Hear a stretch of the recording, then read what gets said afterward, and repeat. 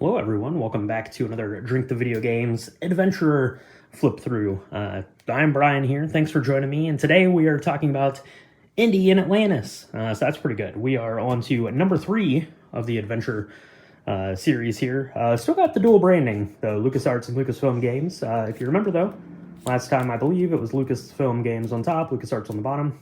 They've flipped now, the transition is almost complete, and we are in fall of 1991. Indy Atlantis, look at that cover. That's beautiful. That's beautiful.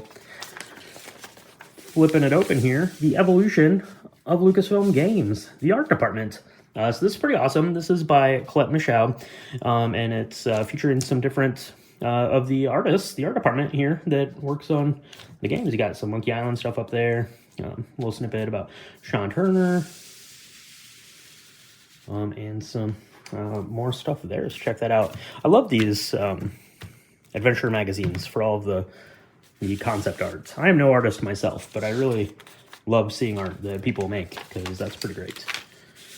1991, kind of a big deal. It's the year of the CD, apparently, so that's pretty good. It's got the message here from the general manager. I'm talking about CD-ROMs. That's going to make games bigger and a lot longer, get some better music in there. That's pretty cool. And we're also getting Lucasfilm games arriving on the Macintosh, so that's pretty fun. If you have a Macintosh, you want to get these adventure games going, you can do that. LeChuck lives. He sure does, he sure does. He's going to go on and on and on, that guy.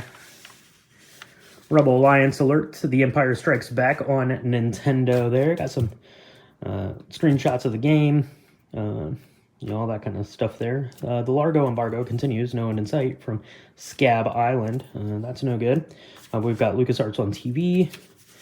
Defenders of Dynatron City. I don't even know what that is. February will mark the premiere of a new television special from LucasArts. Defenders of Dynatron City. Defenders will appear as animated television special on the Fox Children's Network. What? I've never even heard of that. That sounds awesome. It's probably on YouTube. I'll have to look that up. And then we're getting in to the buying and selling portion of this. So Lucasfilm Company Store, a lot of the same stuff kind of from last month there. The Luftwaffe, the jackets. Let's flip the page and see what we got. Some more Indiana Jones stuff. It looks like about the same stuff that we had in episode 2. Not a lot of new stuff coming out there. You got Monkey Island here, The Secret of Monkey Island. You've also got LeChuck's Revenge, Monkey Island 2 there. This is the Lucasfilm Games Company Store. You can call toll-free to put in your order, 1-800-STAR-WARS. I don't believe that's still in order. Or you can fax it in if you have a fax machine. That's cool. You got those Death Star t-shirts and the Darth Vader t-shirts. You got Loom, Maniac Mansion, Zach McCracken, all the good stuff there. Night Shift. And there's your order form. Go ahead and do that. And then, what is this episode, or what is this review all about? Indiana Jones and the Fate of Atlantis. You've got Hal Barwood over here, right? How will games become more like movies, Hal? That's what we want to know. It's got an interview there with Hal Barwood. He's going to talk about that.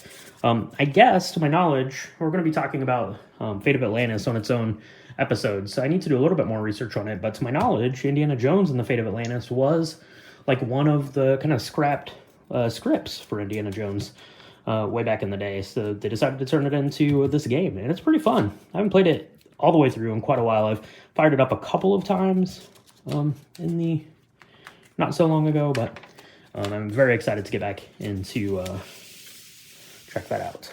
Add new dimensions to the secret weapons of the Luftwaffe. You could do that. Apparently, it must have been some sort of like add-on content.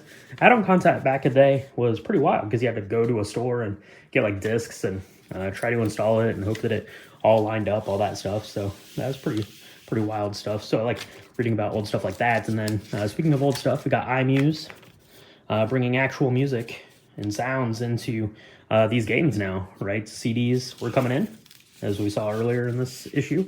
And here it's talking about their iMuse system that they use. They've got warlords in the games for after hours section. You've got the letters to the editor there.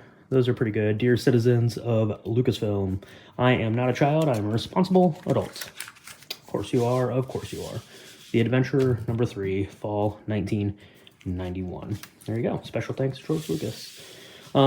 Here's your puzzle solutions. If you pause this and we're doing the puzzles from last month's issue, there are your answers.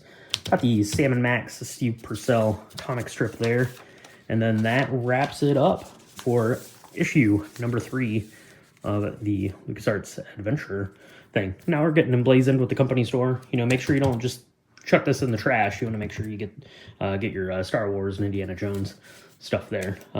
Still featuring that plane, or the planes from the Luftwaffe. That's cool. And your table of contents there. So that is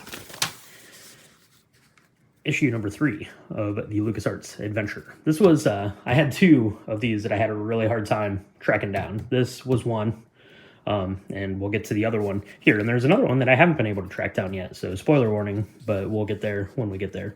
So check out Indiana Atlantis. Thanks for checking this out. Appreciate it. And we'll see you on the next one.